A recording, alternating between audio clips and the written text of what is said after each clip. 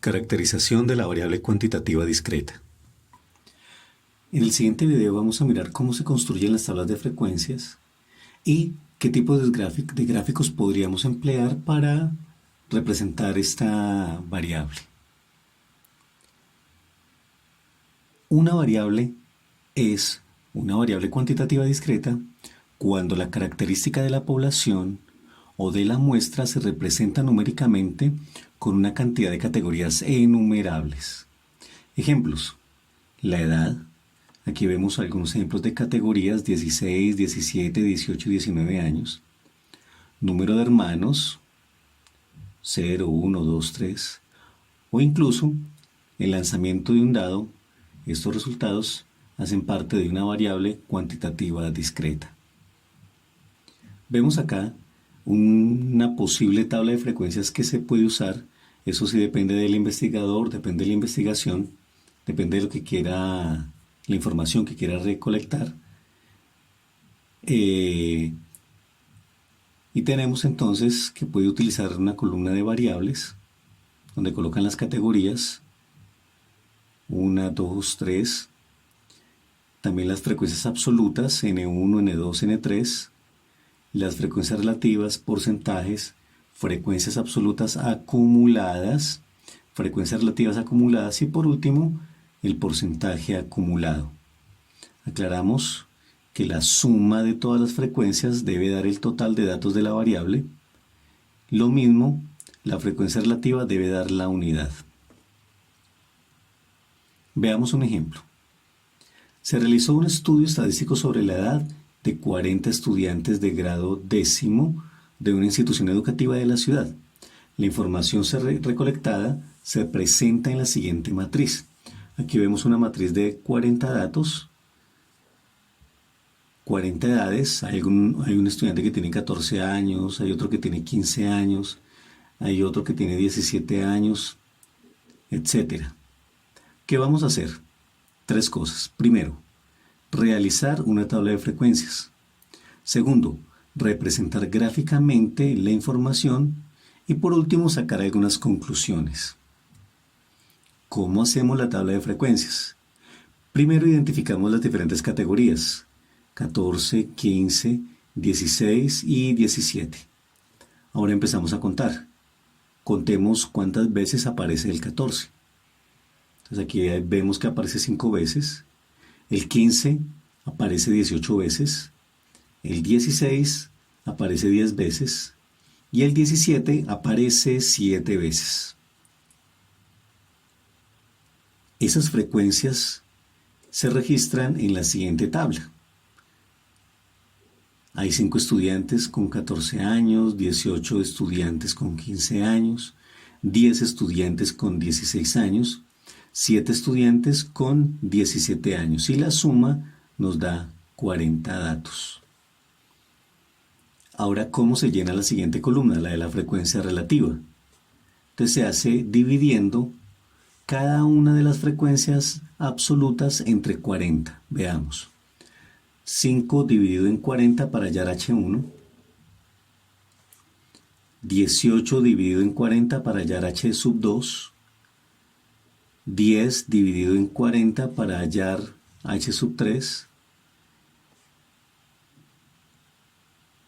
7 dividido en 40 para hallar H sub 4. Las divisiones son respectivamente 0,125, 0,45, 0,25 y 0,175. La suma de esos datos registrados en esta columna nos debe dar la unidad. A veces puede dar 0,99 o puede dar 1,001 o 1,1, dependiendo del número de decimales que nos hayan dado y de las aproximaciones que hayamos decidido tomar. ¿Cómo hallamos los porcentajes? Los porcentajes se hallan multiplicando cada frecuencia relativa por 100. Cada frecuencia relativa se multiplica por 100. Los resultados se pueden obtener también corriendo esta coma a 2 lugares. O sea que el primer resultado acá sería 12,5. El segundo sería 45, luego 25 y el último 17,5%. Veamos algunas conclusiones que se pueden obtener con los datos que aquí se refieren. Ya dijimos que esta frecuencia absoluta me indica que hay 18 estudiantes con 15 años. Este porcentaje me dice que hay 45 estudiantes, perdón, que el 45% de los estudiantes tienen 15 años. Mientras que este 18 se refiere a 40, este 45 se refiere a 100, como si el estudio lo pudiésemos trabajar con 100 estudiantes. Las frecuencias acumuladas. Miremos la frecuencia absoluta acumulada. Entonces empiezan a acumular las frecuencias absolutas. Aquí sería 5, luego 5 más 18 nos da 23, luego 5 más 18 más 10 nos da 33, y por último 5 más 18 más 10 más 7 y nos da 40. Este 40 debe coincidir con el total de los datos. Ahora pasemos a la frecuencia relativa acumulada. Aquí acumulamos las frecuencias relativas. Veamos. La primera sería 0,125.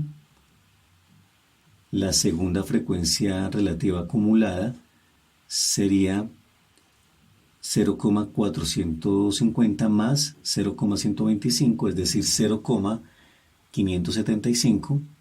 La siguiente es sumando estos tres valores. Y la última es sumando los cuatro valores. Me debe dar la unidad, debe coincidir con la suma que nos dio acá también. Bueno, ahora el porcentaje acumulado se puede hacer de dos maneras.